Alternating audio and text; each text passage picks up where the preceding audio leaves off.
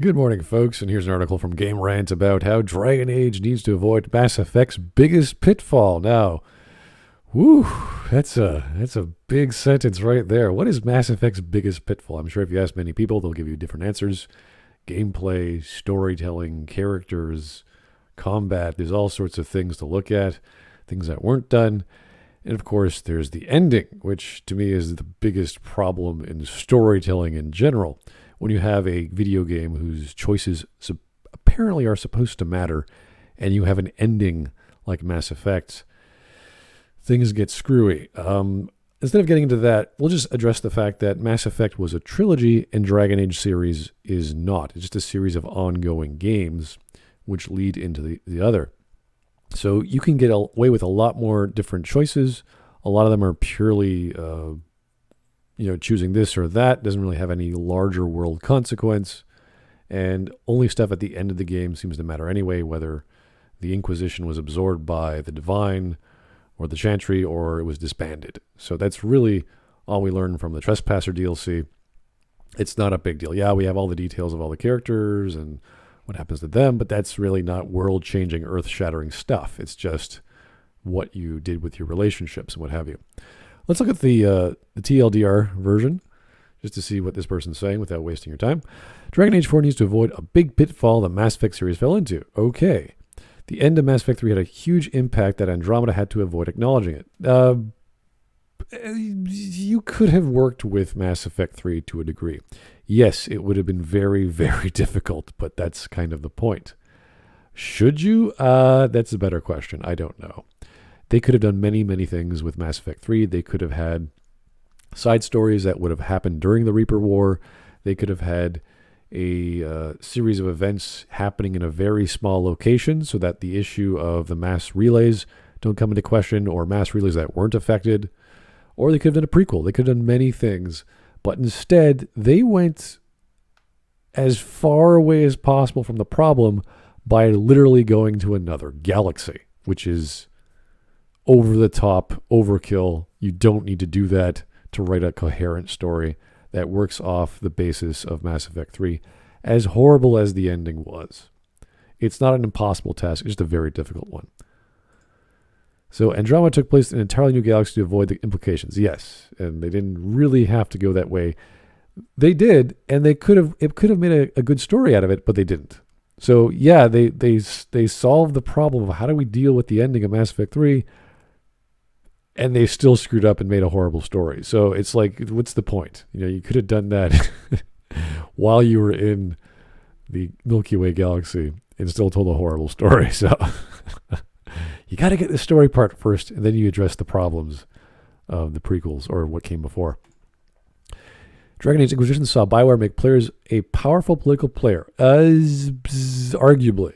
Definitely better than Dragon Age 2, where you were the champion of Kirkwall, and you had zero political power. You had no choices to make aside from siding with one or two factions, which was, whoop-de-doo. Nothing really changes.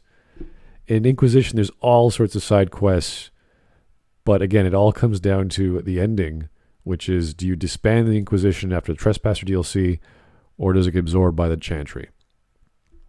That's it. And this is how it ends. This is where it gets absorbed by the Chantry, so everyone's wearing their uniforms. If it was disbanded, then everyone would wear their adventuring outfits, but they're still going after Solus. So you have the Inquisitor and their team still together, even though officially it's been disbanded. And their next target is the Tevinter Imperium, which if you look at this little city here, it says Solus, which is kind of funny. So they're going after Solus, not the city, but the person, to see if they can help him, because they still consider him a friend, despite all this crazy talk about blowing up the world and having the elves return to glory or what have you. So the succession of the storyline of Inquisition is already set. We know where we're going, and we know what the general idea is going to be. Whether or not we play as the Inquisitor is irrelevant. It could be any storyline in the Tevinter Imperium. So the setting is there. We know what one of the side plots or one of the major plots could be with Solus. I think the elves are obviously going to be an issue, which is great.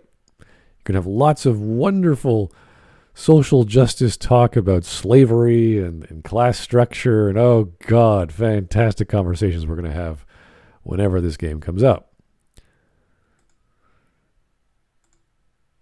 By letting players change the wider world too much, it risks the Andromeda problem. So again, the Inquisition storyline with the DLC has been addressed. It's not a big deal. Whether the Inquisition is in the background or part of the Chantry makes very little difference. The Chantry will still be there. It has always been there throughout the games. It's not a huge deal. It's not like you have 2-kilometer tall Reaper buildings just standing around and policing every planet, mind controlling you passively. That's a little slightly bigger problem in the Mass Effect universe. BioWare needs to explore new depths of character choices, not just expand player influence. Now, this I actually agree with. You want your choices to matter, which is the premise behind most BioWare games. That was the point.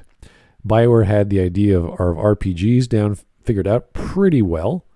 You got the basics there, and they put the extra layer of narrative, where you can make dialogue choices that determine certain paths in the narrative, with characters, with factions, with the story.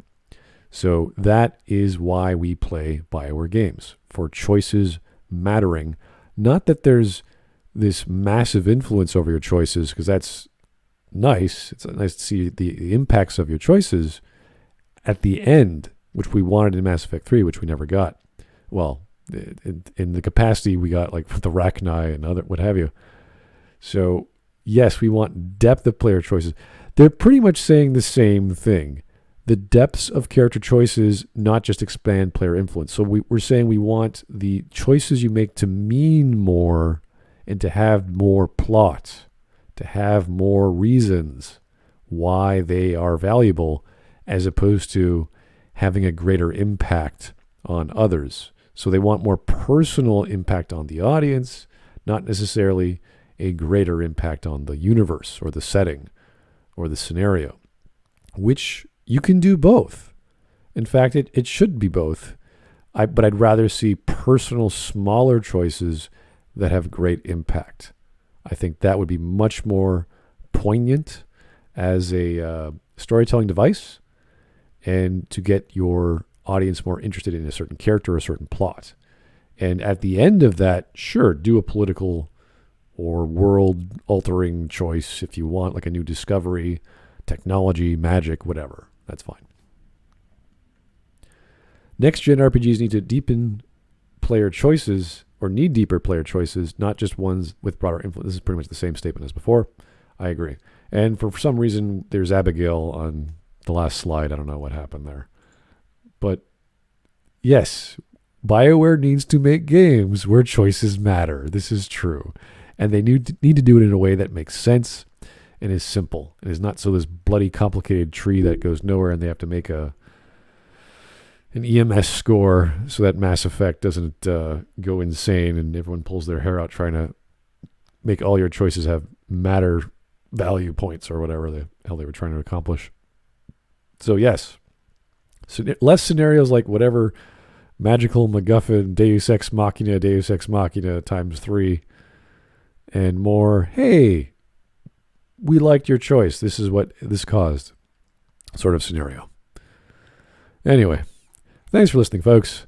Hope you're having a great day.